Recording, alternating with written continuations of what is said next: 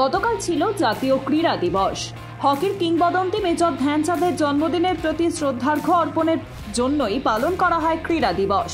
আর বিশেষ দিন উপলক্ষে প্রধানমন্ত্রী নরেন্দ্র মোদী এক্স হ্যান্ডেলে শুভেচ্ছা বার্তা জানান খেলোয়াড় থেকে শুরু করে ক্রীড়াবিদদের। নিজের এক্স হ্যান্ডেলে খেলোয়াড়দের একটি ভিডিও শেয়ার করেছেন, তাতে ভারতীয়দের একটি ভিডিও যুক্ত করেছেন প্রধানমন্ত্রী। বিশেষ বার্তায় তিনি বলেন, যে সমস্ত ক্রীড়াবিদ বিশ্বমঞ্চে ভারতের প্রতিনিধিত্ব করেছেন তাদের অবদানকে স্বীকৃতি দেওয়া উচিত। খেলার দুনিয়ার বিশেষ ভূমিকা রয়েছে তাদের, পাশাপাশি দেশকে গর্বিত করেছে ক্রীড়া ক্ষেত্রে তাদের পারফরমেন্স। প্রধানমন্ত্রী আরও দাবি করেছেন, ক্রীড়াবিদদের জন্য আরও উন্নত সুযোগ সুবিধার ব্যবস্থা করতে সরকার সবসময় সচেষ্ট। কয়েকদিন আগেই ছিল আইসিসি চেয়ারম্যান পদের নির্বাচন, আর সেখানে বলা যেতে পারে একেবারে বিনা প্রতিদ্বন্দ্বিতায় জয়লাভ করেছেন জয় শাহ। 16টি দেশের মধ্যে 15টি ভোটই এসেছে তাঁর ঝুলিতে। গোটা নির্বাচন প্রক্রিয়ায় খুশি হয়েছে ওয়েস্ট ইন্ডিজ ক্রিকেটের সিইও জনি গ্রেভ। তার স্পষ্ট বক্তব্য, নিজেদের মধ্যে রাজনীতি করতে আইসিসি একেবারেই আগ্রহী নয়, তাই যেভাবে বিসিসিআইকে নেতৃত্ব দিয়েছেন জয় শাহ তা সবাই দেখেছে, তাই তার কাজ নিয়ে কোনো প্রশ্নই ওঠে না এবং পরবর্তী দিনেও তিনি আইসিসি চেয়ারম্যান পদে বসে সঠিক নেতৃত্ব দেবেন বলেই আশাবাদী তিনি। যদিও 16টি দেশের মধ্যে 15টিতেই ভোট পেয়েছেন তিনি, বাদ গেছে একটি দেশ, তা হলো পাকিস্তান। তবুও 16টি দেশের মধ্যে 15টি দেশের সমর্থন পেয়ে আইসিসি চেয়ারম্যান পদে জয় শাহ।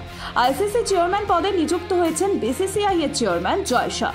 বলা যেতে পারে একেবারে বিনা প্রতিদ্বন্দ্বিতায় তিনি জয়লাভ করেছেন। কিন্তু কিভাবে বিনা প্রতিদ্বন্দ্বিতায় জয়লাভ করলেন তিনি? গত মঙ্গলবার অবধি ছিল আইসিসি চেয়ারম্যান পদে মনোনয়ন জমা দেবার শেষ দিন, কিন্তু নির্দিষ্ট সময়সীমার মধ্যে জয় শাহ ছাড়া অন্য কোনো প্রার্থী মনোনয়ন জমাই দেননি।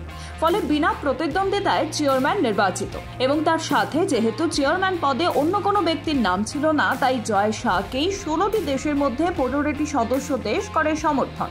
ইতিহাস গড়েন জয় শাহ। আইসিসির সবচেয়ে কনিষ্ঠতম চেয়ারম্যান হিসেবে দায়িত্ব গ্রহণ করলেন তিনি। গতকাল থেকে শুরু হয়েছে প্যারিসে আবারও অলিম্পিক্সের আসর, আর এবার চলছে প্যারালিম্পিক্স। প্যারিস প্যারালিম্পিকের প্রথম দিনেই তীরন্দাজির র্যাঙ্কিং রাউন্ড করলেন রেকর্ড ভারতীয় অ্যাথলিট শীতল দেবী। যদিও তীরন্দাজির র্যাঙ্কিং রাউন্ডের রেকর্ড করলেও প্রথম হতে পারেননি তিনি। বিশ্বের 2 হাতহীন প্রথম তীরন্দাজ শীতল দেবী, তাকে নিয়ে আশাবাদী ছিল দেশবাসী।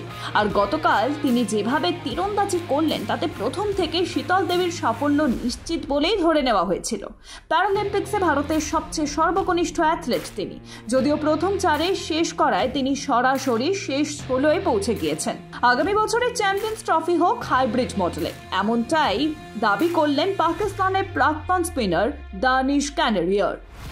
ইতিমধ্যেই চ্যাম্পিয়ন্স ট্রফি খেলতে পাকিস্তানে যেতে অনীহা প্রকাশ করেছে ভারত।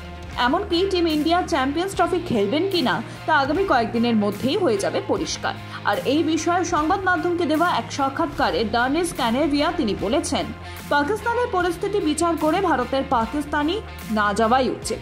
পাকিস্তানেরও চিন্তা ভাবনা করা উচিত, এরপরে আইসিসি সিদ্ধান্ত নেই। চ্যাম্পিয়ন্স ট্রফি হাইব্রিড মডেল অনুযায়ী হোক, তার দাবি দুবাইয়ে খেলা হোক টুর্নামেন্টটি। হাইব্রিড মডেলে চ্যাম্পিয়ন্স ট্রফি খেলানোর অনুরোধ তার।